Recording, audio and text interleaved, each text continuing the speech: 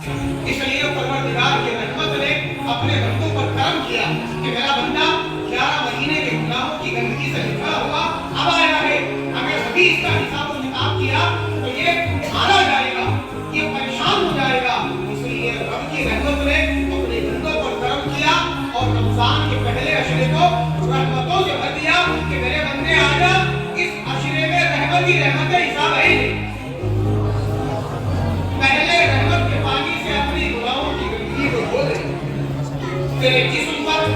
تیری روح پر دوسرا ہاتھ اس رحمت کے پانی سے خود کو دھو لے اور اپنی گناہوں کی گندگی کو دور کر لے، پاک صاف ہو جا۔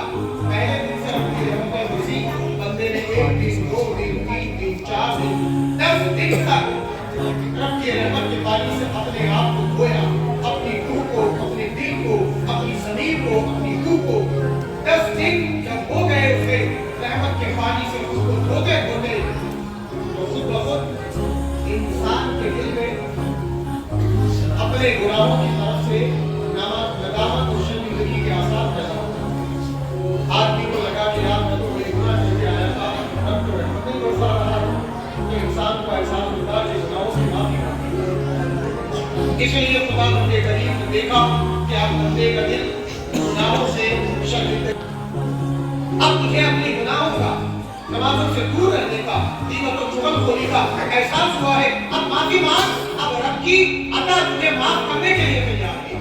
اب دوسرے عشرے میں کھڑا کر مغفرت کے پر اب جب بندہ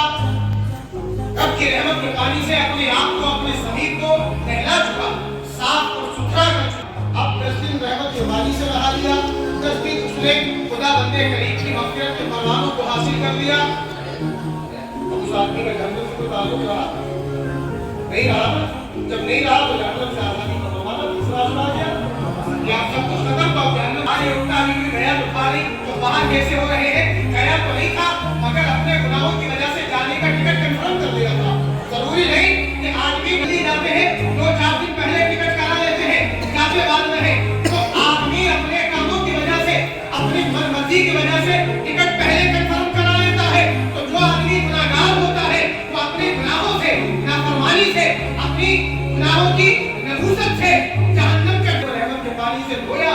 پھر مغفرت کے عشرے میں اسے اس کے سارے گناہوں کو معاف کیا، اور جن گناہوں کی وجہ سے ٹکٹ جہنم کا پکا ہو چکا تھا، اللہ نے اپنے کرم سے کہا جب میں نے تجھے بخش ہی دیا، تجھے مغفرت عطا کیا، اٹھایا جائے تو یقیناً یہ مبارک مہینہ ایسا ہے کہ انسان کو گناہوں کو بالکل